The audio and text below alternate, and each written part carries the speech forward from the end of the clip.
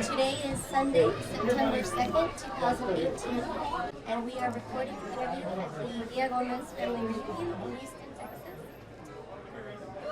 My name is Gilbert Trevino. I am a Villagomez. So, when and where were you born? I was born here in Houston, Texas on August 19th, 1943. How did your parents choose your name? Do you know? I really don't. To my knowledge, there was no Gilberts or Gilbertos in either side of neither my mother's family or my dad's, so I don't know how they came by my name. I'm the first. Do you have any nicknames? I had several growing up, but I'm not going to tell you what they were. I'm sorry. So, who were your parents? My father was Guadalupe Trevino. He was the oldest son of Mercedes Villagomez. And my mother's name was Trinidad Trevino. Trinidad Espinosa was her maiden name, from another old family that settled in Texas about the same time as the Villagomez did, but in a different part of the state. And what did your parents do for a living? My mother was a housewife. She stayed at home. My dad, from my earliest recollection, worked in a barrel plant. He made steel drums.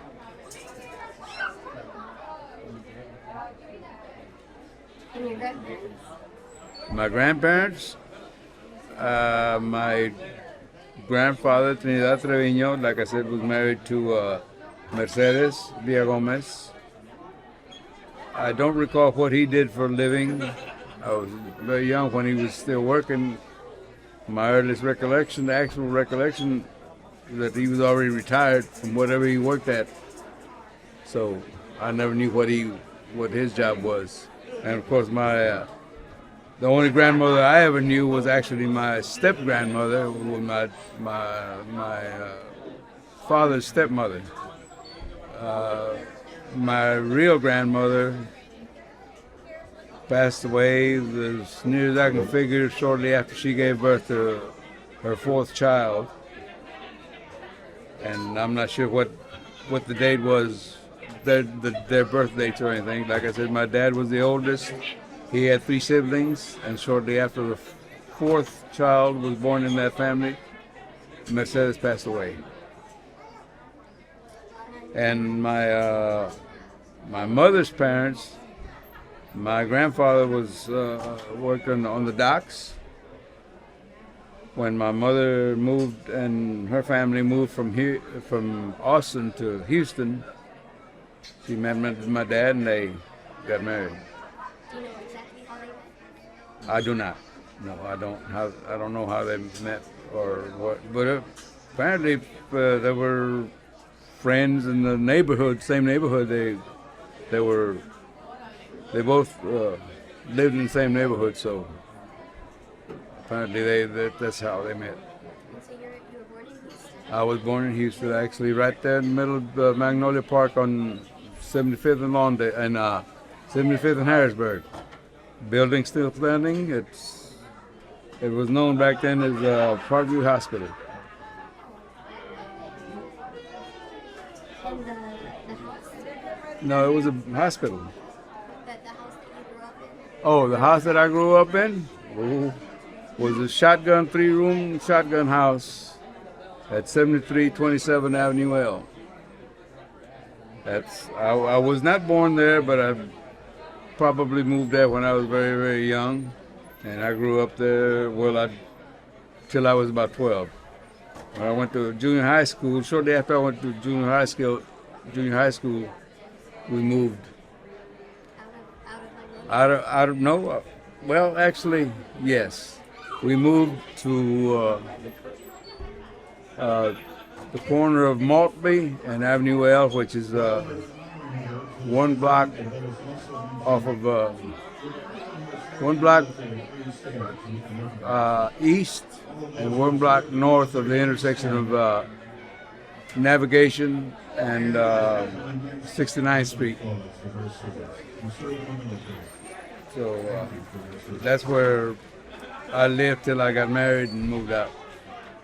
You know why the family moved? I'm sorry? Why they moved? Well, the family got too large for a shotgun house, the 3-room house. My dad had bought a lot over there by Edison Junior High School, and he built us a house over there, and we moved.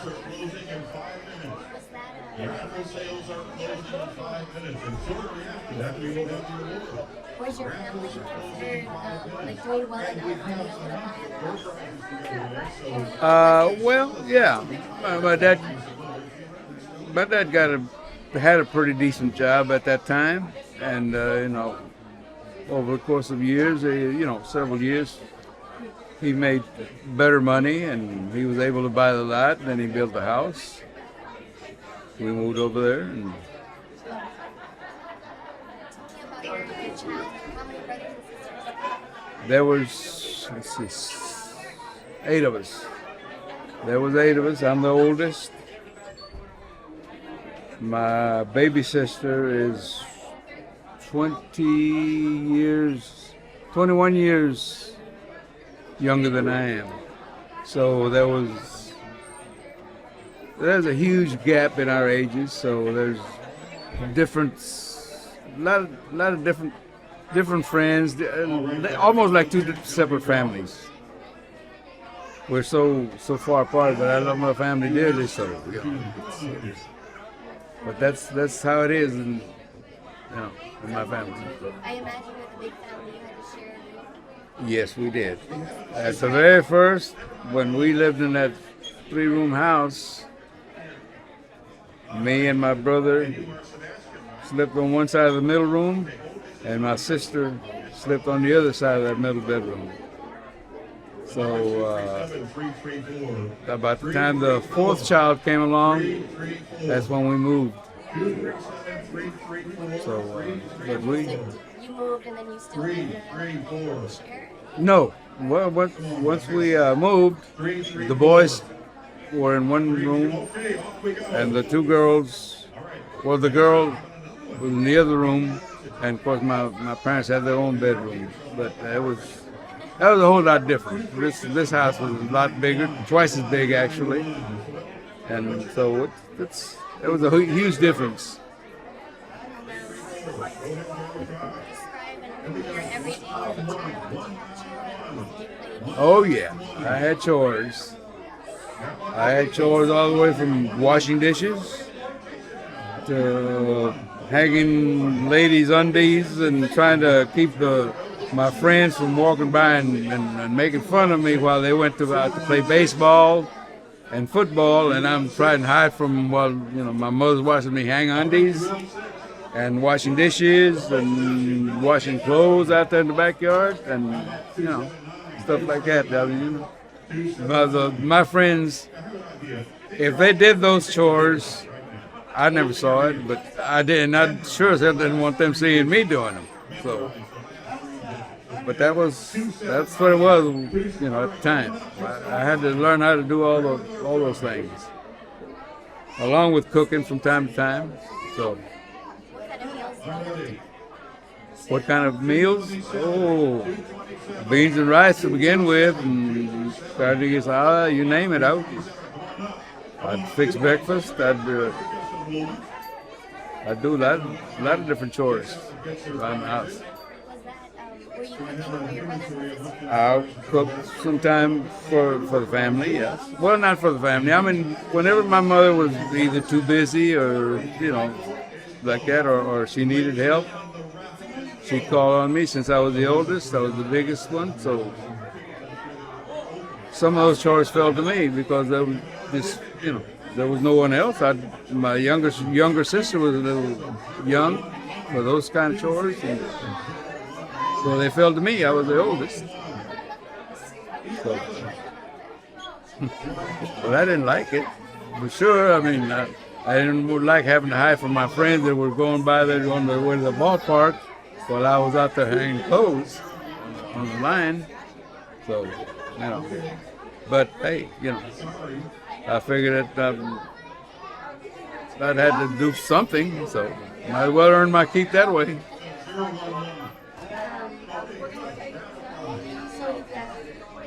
speaking of your mother, what is your favorite memory of your mother?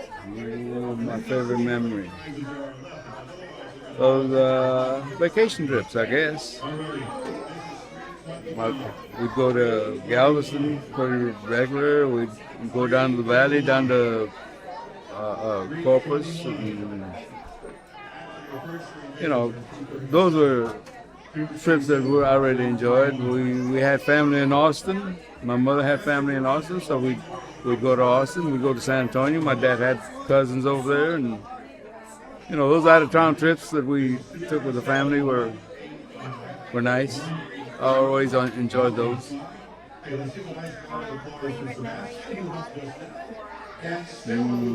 Favorite memory of my father. That's hard to say. I mean, there's just so many of them that's hard to pinpoint. We were. He put the rod to me when I didn't act right. Actually, that was pretty much every day. I mean, you know. The thing is, anytime I did something wrong at school, my mother would know about it, thanks to my sister, who got off earlier. She'd know about it. She'd lay into me the minute I got home. And my grandfather, her dad, lived next door, so I got good talking to from him. And then my dad got home. Well, if he didn't put the boot of a steel-toed tool out of my butt, he at the very least would sit me down and talk to me. And of course, that didn't hurt quite as much as the talking to I got from my godmother on Sunday after church. So that talking to got to me more than the butt whippings. I guarantee you. Yeah. Where did you go to school? I went to Desval Elementary School, then I went to Edison Junior High School, and I graduated from Milby in 1962. What were those schools like? Were there any academics or mixed? Desval, I recall 2 Anglo kids in school, plus the block of Avenue L where I grew up. Across the street lived on several of those homes were across the street for about a half a block were I guess they were German family, but Mrs. Goodney lived on a big house on the corner, and several of her children and nieces and nephews lived on several of the other houses along half of that block, right in front of my house, right in front of the house where I grew up. And they were I think they were of German or Polish descent, I don't know, but they were Anglos. So we grew up with several Anglo kids. We were friends with their kids and vice versa.